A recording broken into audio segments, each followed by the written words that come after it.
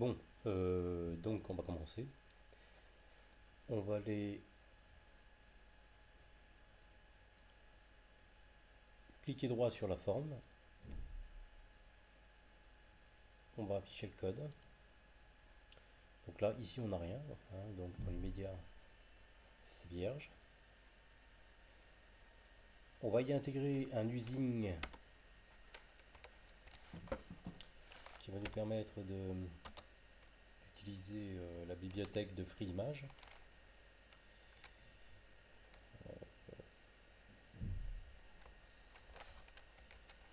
Comment ça se fait que je la vois pas? Image API, moi je vois.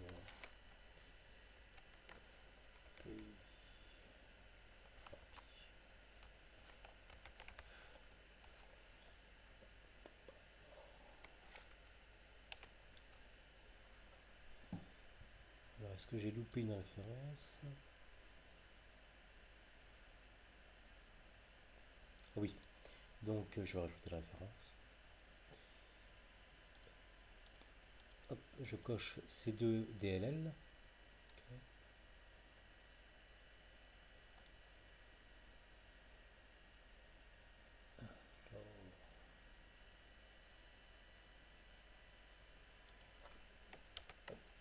Voilà. Donc une fois fait, on retourne dans la forme.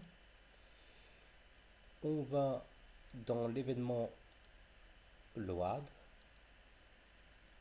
On double-clique dessus. On va y mettre des valeurs par défaut. C'est-à-dire que dans cette icône, la textbox, il me faut le répertoire courant.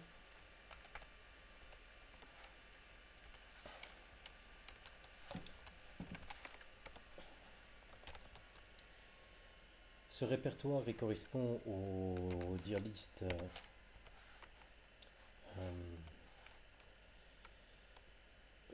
path.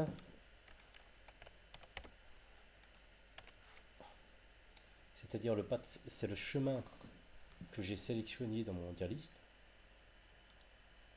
Ici, à chaque fois que je vais cliquer, mon répertoire sera mis à jour, c'est-à-dire ma text box recevra le chemin sélectionné. Après, je vais... c'est bon, ici j'ai mis défaut. Je vais faire cliquer sur l'événement clic du bouton image.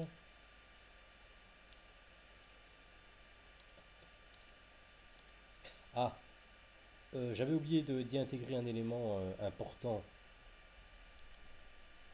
pour la bonne marche du programme. C'est d'aller dans la boîte de dialogue, y mettre un open file dialogue, comme ça. Et ouais.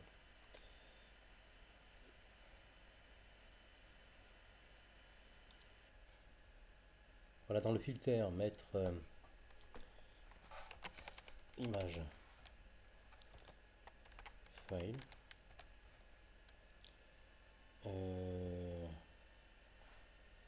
Donc, hop. Bon, plutôt en transparence, alors ça serait PNG, des formats qui acceptent la transparence.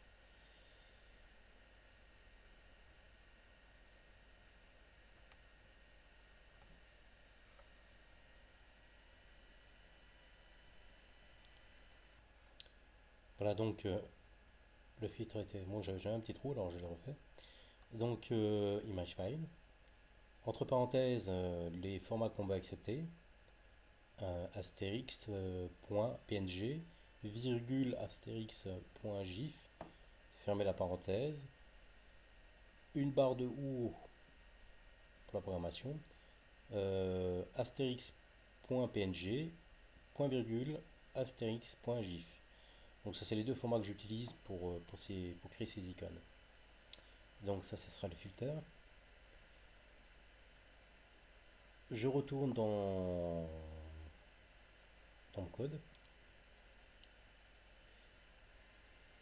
Voilà, c'est bon. Ouais. En fait, je clique sur le bouton image. Je vais dans les événements. Je double-clique sur l'événement clic. Ici, je fais if open dialogue 1, que je mets en parenthèse bien sûr.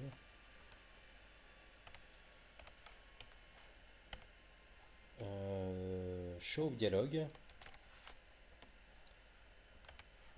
ferme la parenthèse, égal. Ok. System Windows Form dialogue result. Ok. En fait, ça veut dire que si lors de mon ouverture de la boîte de dialogue, si je clique sur OK, je procède au code suivant. Picture box 1 background image sera égal à open file dialogue file name. Voilà. Image from, voilà, file, voilà. Alors, ça veut dire que mon image sera ouverte dans un format image avec le nom de fichier sélectionné dans l'open file des dialogues. Voilà. Ensuite, je retourne dans mon design.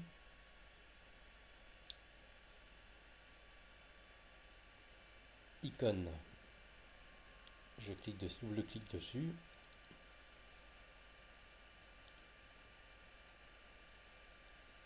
Si picture box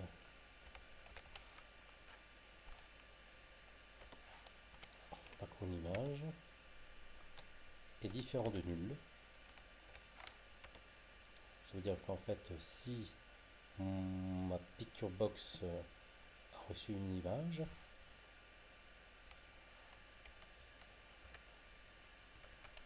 et que mon text box est différent de rien,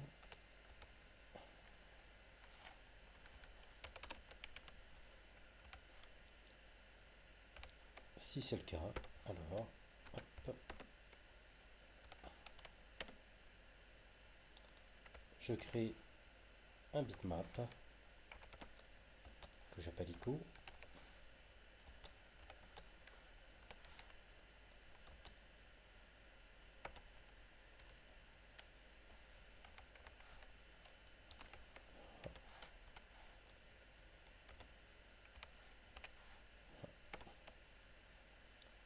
Là, c'est à ce moment-là que j'utilise la bibliothèque que j'ai importée dans la DLL, FreeImage, bitmap,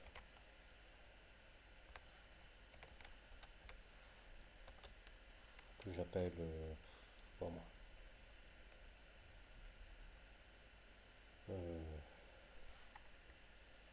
bitmap, que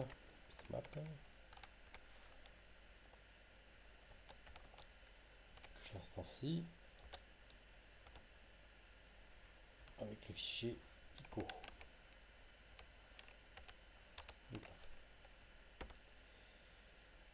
Là, ici, je fais une chaîne de caractères, string,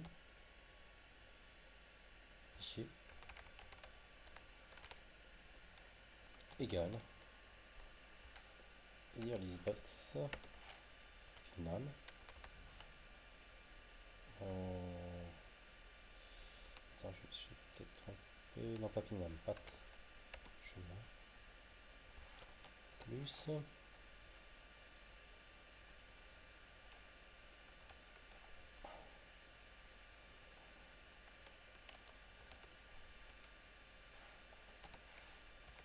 le nom du fichier.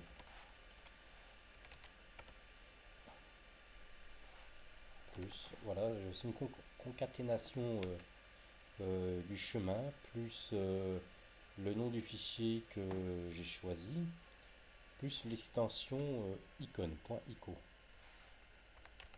En fait, c'est pour créer le chemin, quoi, et puis le nom du fichier, voilà, qui va nous servir pour la suite.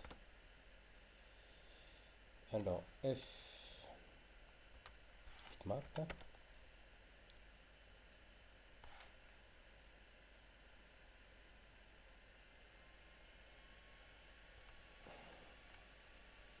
Pascal.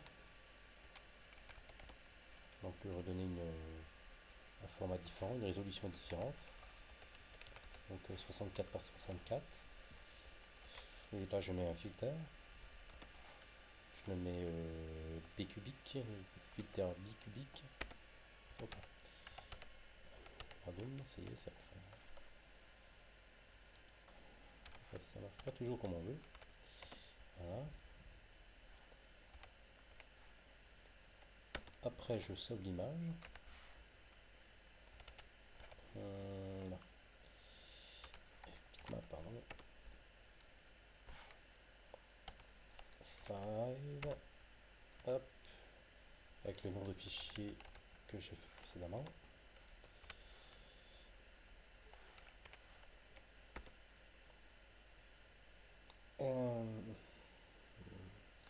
Voilà, donc ça c'était pour le format 64 par 64.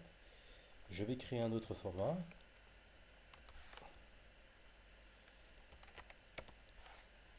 Pascal. Je vais mettre en 32 par 32. Non, 48 par 48. Oui. 48,48. Pareil, hein, donc free.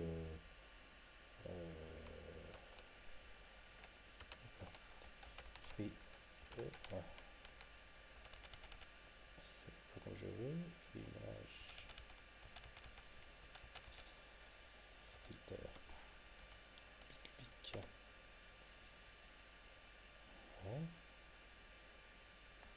Je ferme la parenthèse.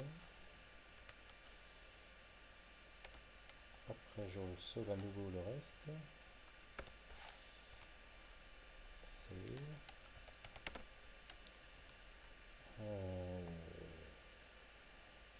Cette fois-ci, il faut pas choisir. Non, il faut pas choisir save, il faut choisir save add. C'est-à-dire en fait, ça va rajouter sur le fichier existant une nouvelle image dans une résolution différente.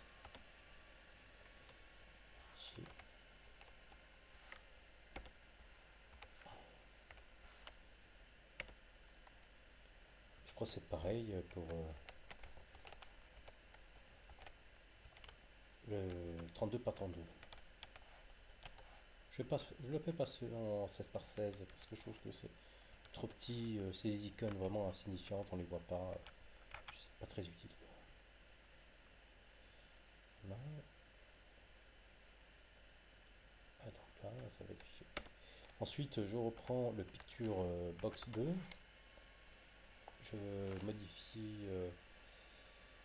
C'est pas nécessaire d'utiliser ça. Bon, je vais pas le background, puisque j'ai déjà deviné. Background image. J'y colle. Je fais un petit cast. J'y colle mon icône. Mon icône, elle est en format bitmap, donc voilà, je mets en même temps l'image. Là, pour ce qui est de cet événement, c'est bon. Je peux avoir tout fait. Ouais, c'est l'air d'être bon. Alors je passe après à conversion, c'est fait. L'événement quitté. Là c'est simple, c'est application. Application. Terminé. Exit, pardon. Voilà. Après, je contrôle si j'ai un oublié. Ouais, je crois que c'est tout. Ouais, c'est bon. Bon, il ne reste plus qu'à essayer notre programme. Croisons les doigts.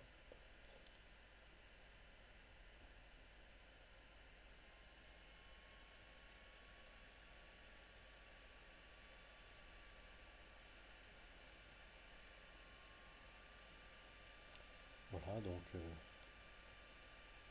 ah si, on peut faire quelque chose. C'est que lors du démarrage, ce qu'on peut faire, c'est qu'en fait, ça sera plutôt dans le design, c'est de le mettre en start position centré sur l'écran.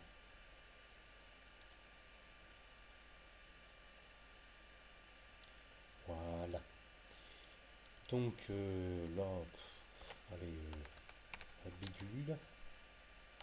Ici, je vais choisir mon répertoire de destination.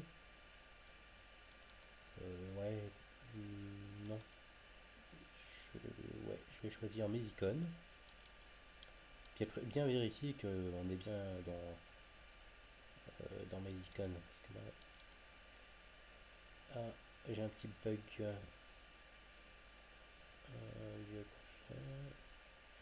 J'ai un petit bug. Bon, je vais vérifier ça, puis je vais voir où est le problème. Oui, en fait, j'avais oublié de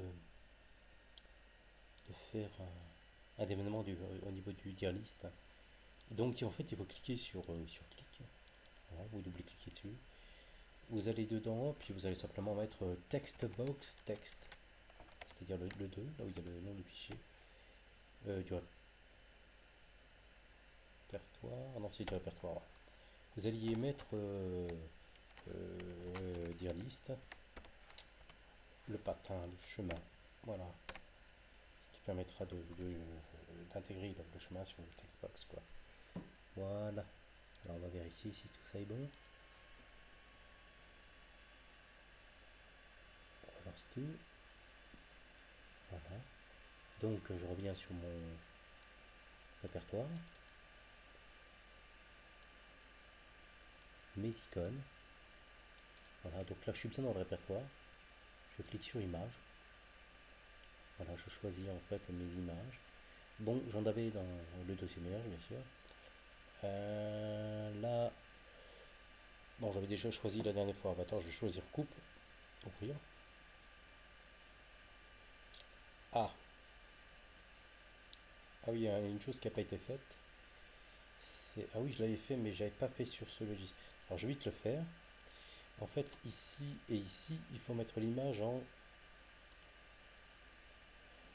Je l'ai vu, tu peux pas le mettre en tile, le mettre en stretch. Hop. Je pensais l'avoir fait, mais bon, a priori non. Voilà.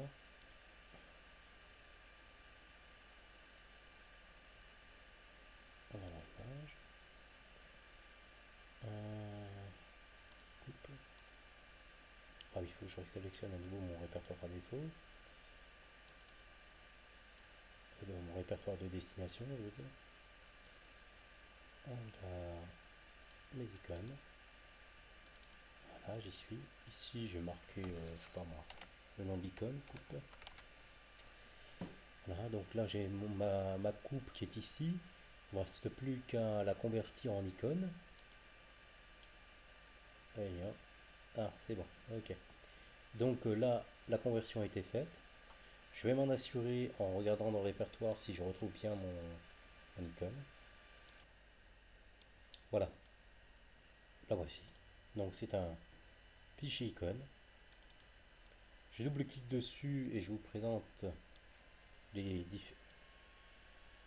Ah, mon double, ça se voit pas ici. Voilà. Alors là, ça c'est le premier format, c'est-à-dire l'image 32 par 32, 48 par 48 et 64 par 64. Voilà, donc là on a bien conçu nos propres icônes. Voilà une bonne chose de faite. Donc à vous de laisser votre imagination, voilà, faire souvent comme vous voulez, hein, créer vos propres icônes. Je vais faire d'autres programmes qui seront un peu plus évolués, un peu plus techniques. Mais là, donc, c'est déjà bien. On a déjà la possibilité de faire ces icônes, de les intégrer à ces programmes. Bon, je vous souhaite une bonne continuation, puis j'espère vous voir sur ma chaîne. À bientôt. Au revoir.